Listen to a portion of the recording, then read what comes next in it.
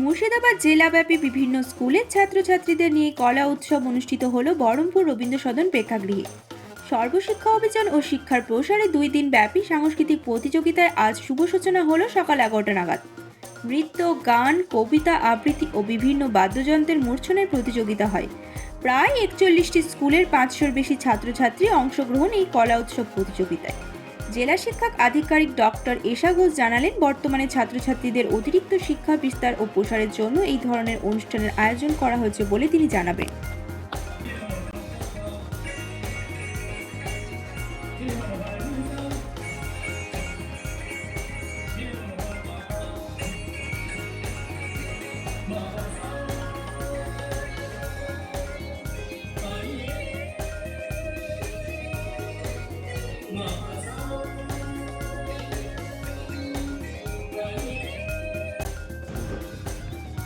আজকে 2024-25 কলা উৎসবে মুর্শিদাবাদ জেলার প্রথম দিন। এটি দুদিনব্যাপী একটি অনুষ্ঠান, যেখানে আমাদের মুর্শিদাবাদ জেলার বিভিন্ন প্রান্তের স্কুলের ছাত্রছাত্রীরা অংশগ্রহণ করছে।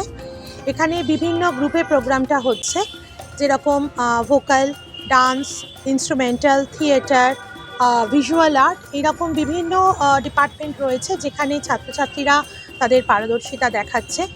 মুর্শিদাবাদ জেলার 566 জন ছাত্রছাত্রী মোট অংশগ্রহণ করেছে। যদিও অংশগ্রহণের আরও ইচ্ছা ছিল এবং আমাদের প্ল্যান হচ্ছে পরবর্তী বছর থেকে আমরা সাব ডিভিশনাল লেভেলেও একটা স্ক্রিনিং করে তারপরে এই জেলা স্তরের অনুষ্ঠানটি করব, কারণ ছাত্রছাত্রীদের মধ্যে একটা প্রবল উন্মাদনা রয়েছে। হ্যাঁ, জেলার বিভিন্ন স্কুল থেকেই ছাত্রছাত্রীরা এখানে অংশগ্রহণ করেছে। এখানে আমাদের 41টা সার্কেলেরই স্কুলে অংশগ্রহণ করেছে এবং এসআইদের মাধ্যমে এই নাম নিয়ে আজকের অনুষ্ঠানটি হচ্ছে। এটি আজকে শুরু হয়েছে সকাল 11টাতে। আমাদের জেলার অতিরিক্ত জেলা শাসক মাননীয় শ্রী দীননারায়ণ ঘোষ উদ্বোধনীর সময় উপস্থিত ছিলেন এবং তারপরে এটি সারা দিনব্যাপী চলবে এবং শুধু আজকে নয়, কালকেও আমাদের পুরো সকাল থেকে সন্ধে অবধি এই অনুষ্ঠান চলবে।